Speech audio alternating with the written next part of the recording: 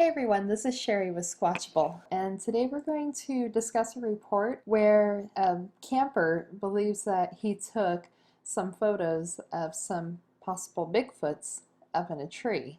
And yes, I said Bigfoots.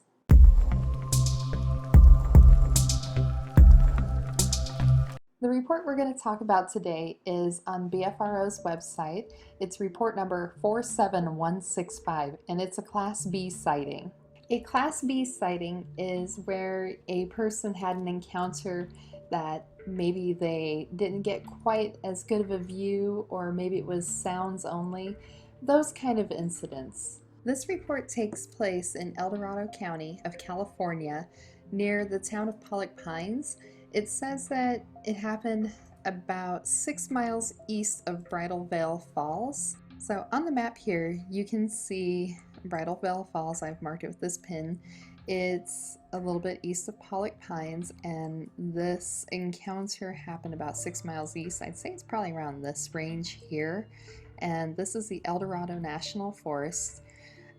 It's an area that's really popular for camping. You can do some more secluded camping where you don't have any facilities out there in certain areas, and it sounds like that's what these campers were doing. According to the report, they had clear skies, calm weather, and they were hiked into a place that is a secluded area on the bank of a 10 to 15 foot wide, 4 to 5 foot deep river. In the first part of the report, he gives a brief description about where the location is. It's a secluded spot we always return to on the bank of a 10 to 15 foot wide, 4 to 5 foot deep at the deepest river. Sometime in the night, probably 1 to 4 a.m., my girlfriend woke me up saying she heard someone jumping into the river about 50 feet away.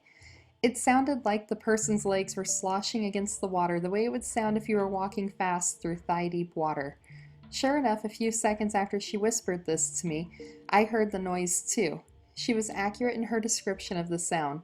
I guess my protective instincts kicked in because without hesitation I unzipped the tent with my large mag light in hand, the type police officers use, and stood outside my tent, spotlighting the riverbank and the forest around us. I saw nothing, so I called out that there were people and please go the other way. Still heard nothing. After that, we didn't hear any more unusual sounds. What struck me as odd was, why would anyone be walking in freezing cold, likely glacier runoff water in the dark morning hours, not anywhere near any trails, and not anywhere near any roads?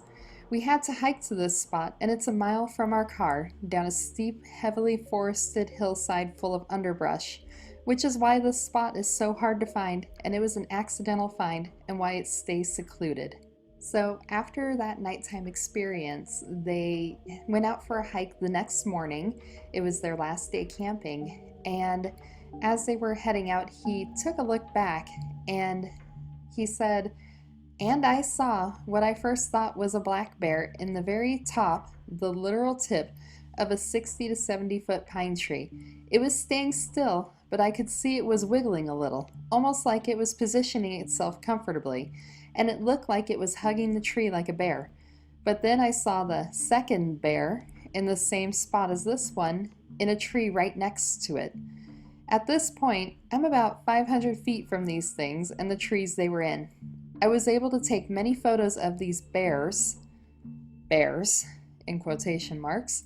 At this point, the witness says that he took several photos of the bears, and he said, on closer inspection, these were not bears. I showed a few friends and family, and they all see what I see. It appears there is a uniform jet black silhouette of a large, lean human man. When you see these pictures, you will get an odd feeling. I know they weren't bears, and I know they weren't humans. I'm not sure what they were, but I know what they were not.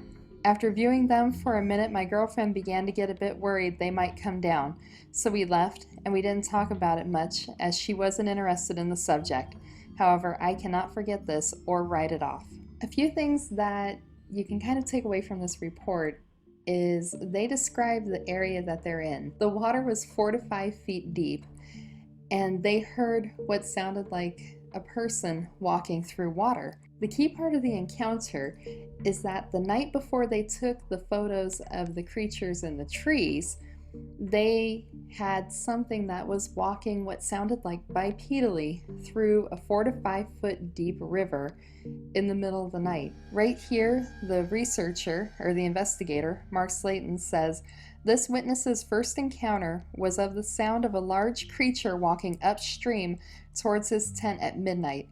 He interpreted the sound to be made by a 2-footed animal, but the nature of the animal is unknown because he did not visually see what was in the water. Now, the thing is, I'm personally familiar with this area that he's talking about. Maybe not this exact location, but the water is cold.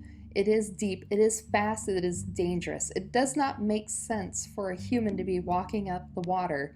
And if it's a bipedal sound, really, I don't expect a bear would decide to walk up the water on 2 feet, and I don't think it really would be able to, especially if it was going upstream or cross stream, because this is a very swift river that's in the area.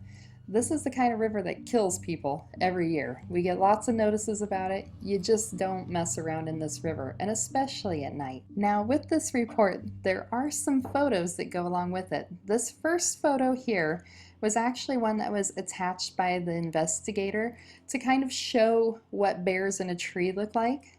And he happened to find a photo with a ton of bears up in the tree, including this cute little guy right there. And you can kind of see how they tend to arrange themselves in the tree. They, for the most part, stay close to the trunk of the tree. They don't go too far out. Now, as you get down here, you're going to see the witnesses' photos. If you look right here, you've got that black mass right there and that black mass right there, all the way up at the top. And here it is zoomed in. It's a large black mass and another large black mass. And here it's zoomed in a lot more on that one and more on that one. And the BFRO investigator, Mark Slayton, added, "We have received many reports of Bigfoots in trees, especially small ones. We are often reminding the participants on our expeditions to look up." And here is the note that the researcher put with this report. It says, "Witness took these photos and watched the animals for about 3 minutes." Editor's note, the BFRO is not stating that these are Bigfoots. We have received many photos of baby bears and porcupines in trees. Considering the area, the sounds they heard the night before, and the description of what the witnesses have seen and attempted to capture in these photos, we thought the photos were interesting enough to share with the public. To summarize that, the reason why the BFRO decided to go ahead and include these photos with the report is because of the encounter that they had the previous night. Some might see when looking at this particular image that maybe that might be a leg and that it's hunched up around the tree, but there's no way to know for certain. Another interesting part of this report is that he actually contacted a person with the U.S. Forest Service for El Dorado National. He says El Dorado National Park. I think he means El Dorado National Forest. And he says that he asked if anyone had reported anything in relation to Bigfoot. She chuckled and said, "Yes, but not at this low elevation." I will never forget the way she said that, and I can reply in my mind to this day. I find it interesting that this Forest Service worker was quick to dismiss this and say, oh, it doesn't happen at this elevation.